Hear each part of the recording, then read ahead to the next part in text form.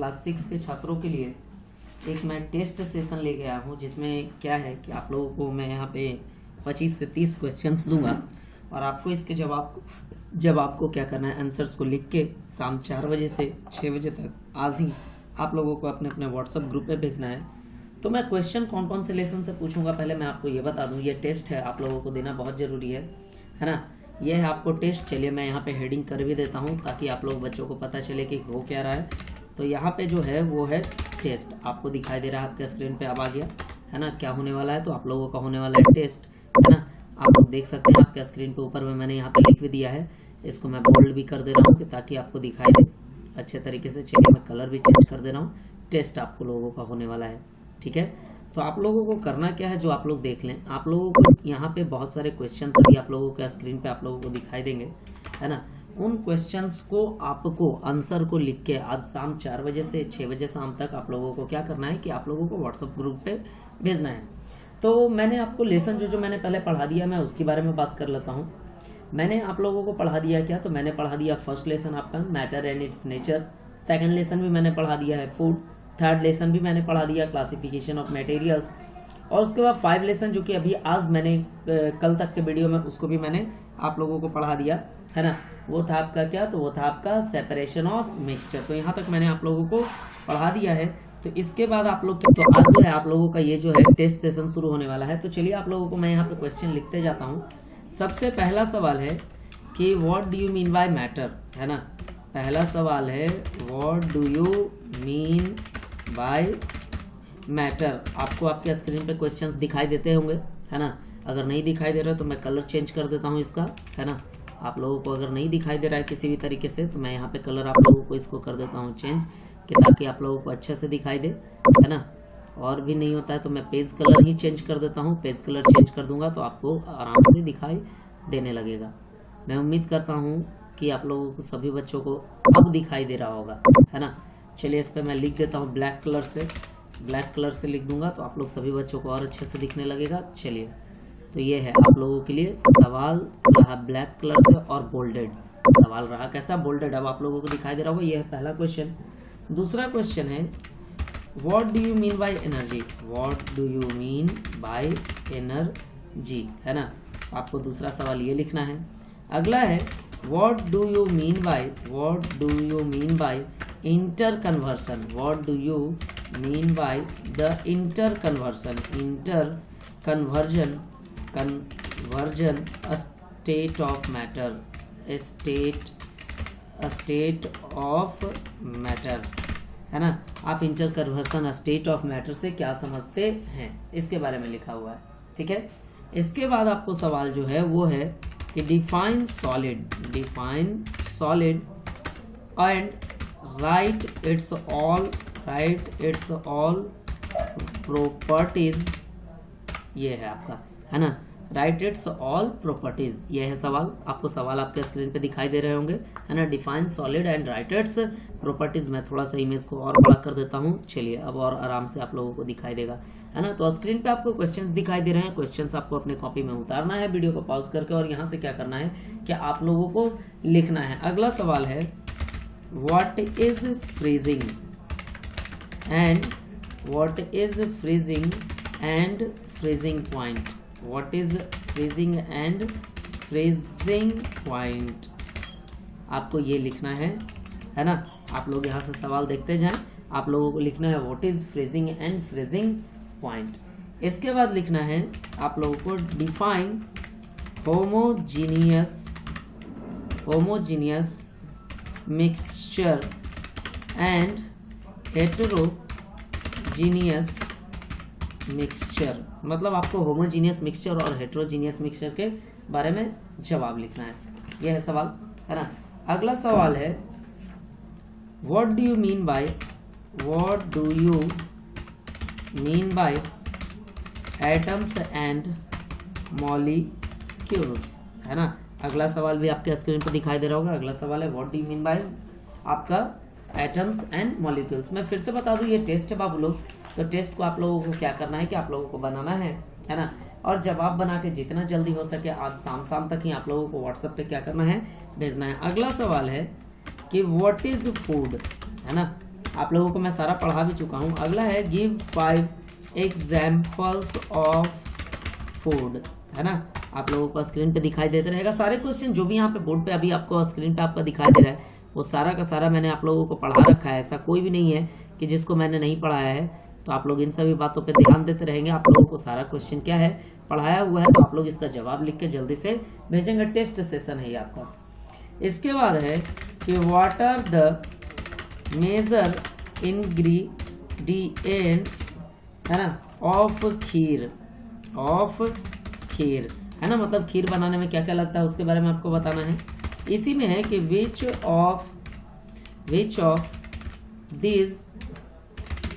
Of these ingredients, है ना, come from plants and which from animals, है ना। आपको बताना है कि खीर बनाने के लिए कौन कौन से मेजर इंग्रेडिएंट्स आपको चाहिए, है ना, और साथ में खीर बनाने के लिए मेजर इंग्रेडिएंट्स के अलावे आपको उसमें कौन सा इंग्रेडिएंट प्लांट से आता है और कौन सा इंग्रेडिएंट्स जो होता है आपको आता है इससे, क्या बोलते हैं, एनिमल से। आपको इसके बारे में लिखना है। अगला आपको है कि what is the difference between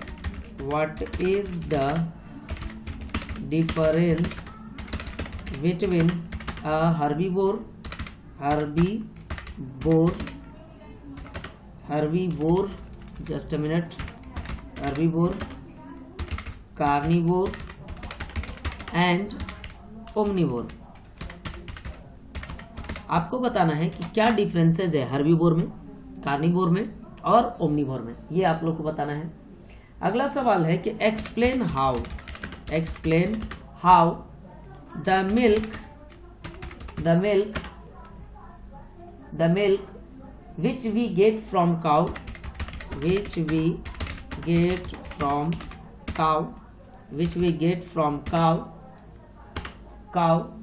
actually comes from the plant,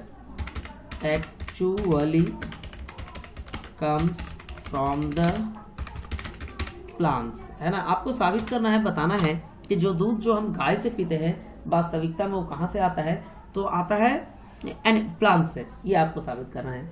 अगला सवाल है कि name the insects which make Honey, है ना। आपको उसका नाम लिखना है जो हनी बनाता है। साथ में आपको यहाँ पे जवाब देना है कि how do they make Honey को वो लोग कैसे तैयार करते हैं, इसके बारे में भी बताना है। ये है आपके लिए सवाल। अगला सवाल है आपके लिए कि व्हाट आर प्रोड्यूसर्स। आप लोग वो देख सकते हैं, मैंने आपको सारा चीज बताया था। What are producers and food consumers, है ना। What are food producers and consumers. Give one example of each type. आपको सारे सवाल के जवाब भी आप लोगों को पता होना चाहिए, है ना। मैं आप लोगों को पढ़ा चुका हूँ। इतने सवालों के जवाब आप लोगों को क्या करना है, खुद से बना के लिखना है ना। तो आप लोगों को आपके स्क्रीन पे दिखाई दे रहा होगा सवाल जो अभी 14 नंबर चल रहा है। आप लोग वीडियो को पॉज करके आसानी से लिख सकते हैं। इसके बाद मैंने आपको क्या पढ़ाया था, इसके बाद मैंने आपको पढ़ा दिया है क्लासिफिकेशन ऑफ मटेरियल्स। आप लोग उसके बारे में भी जान चुके हैं, है ना। तो चलिए हम लोग लिखते हैं यहाँ पे कि name 5 objects each which can be made from the following materials, है ना। यहाँ से देख सकते हैं कि यहाँ से अभी सवाल शुरू है। ए में है आपका क्या, वुड, बी में आपका है कॉटन, सी में आपका है लेदर और डी में आपका है पेपर।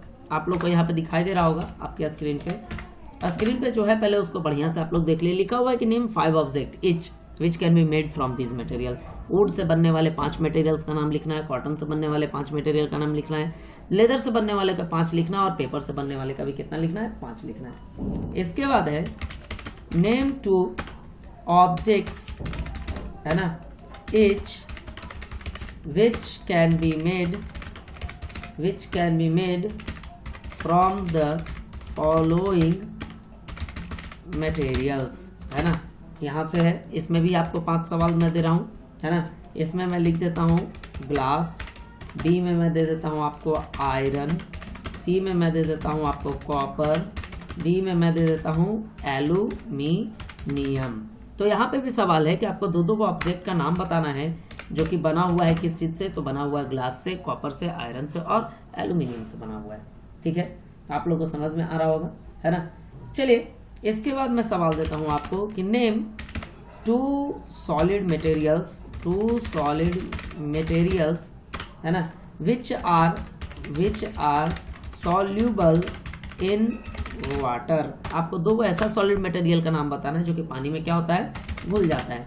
फिर है name two solid materials which are insoluble in water. आपको जो है नाम बताना है 2 ऐसे सॉलिड मटेरियल का जो कि पानी में घुलता नहीं है आसानी से, इसके बारे में आपको बताना है। ठीक है, इसके बाद आपके लिए एक सवाल है कि what is a material, material क्या होता है ना। गिव 5 एग्जाम्पल्स ऑफ मटेरियल्स, है ना। ये सवाल है, आप लोगों को सवाल सारे के सारे स्क्रीन पे दिखाई दे रहा होगा। सवाल पहले से लिखा हुआ नहीं है, अभी मैं तुरंत आप लोगों के सामने रिकॉर्ड भी इसको कर रहा हूँ, है ना, और साथ में टाइप भी कर रहा हूँ, दोनों काम मैं एक साथ कर रहा हूँ।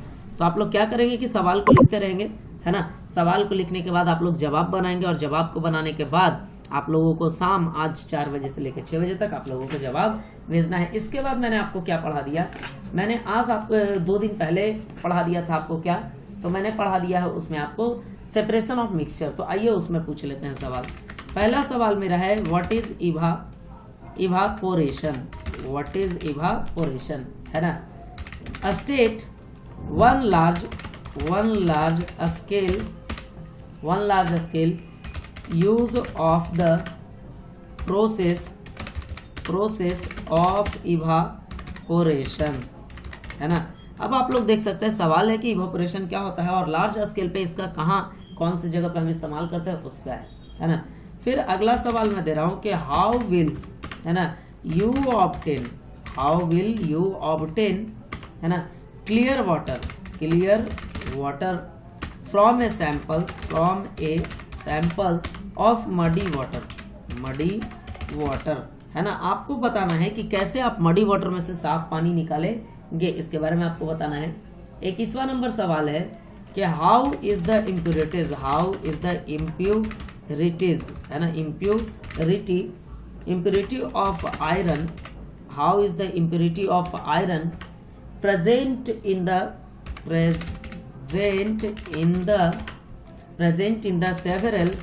several substances removed in industries,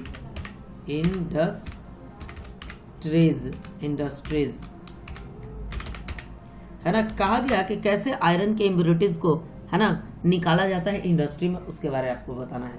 ठीक है, अगला आपको सवाल है कि state one use of winnowing, one use यहाँ पे सवाल में थोड़ा सा चेंज कर देता हूँ, one use of the method of winnowing, है ना। चलिए 23वें सवाल की ओर आ जाते हैं, है ना। 23वां सवाल लिखा हुआ है आपको क्या कि जो है how is a scrap iron separated from a heap of waste material, है ना,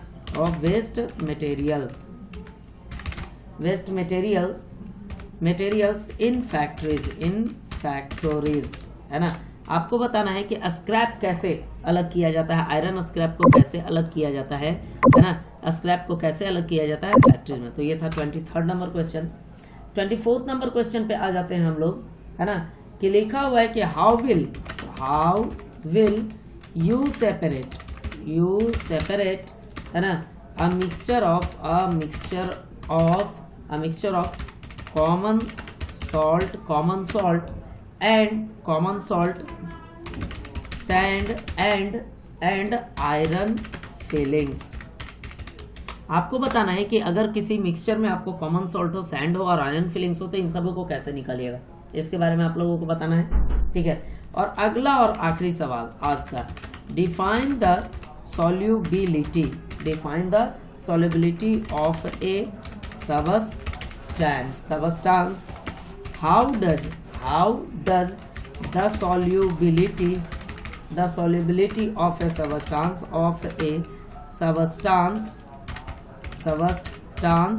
substance vary with temperature, है ना। तो आपको बताना है यहाँ पे कि कैसे डिफाइन सॉल्युबिलिटी को डिफाइन करना है और साथ में बताना है कि जैसे जैसे टेम्परेचर बदलता है वैसे वैसे कैसे किस तरीके से किसी भी मैटर का सॉल्युबिलिटी बदलता है। तो आज के लिए देख सकते हैं कि आप लोग आज क्लास 6 वाले बच्चों के लिए मैंने क्या किया कि आज आप लोगों के लिए मैंने एक टेस्ट ऑर्गेनाइज किया।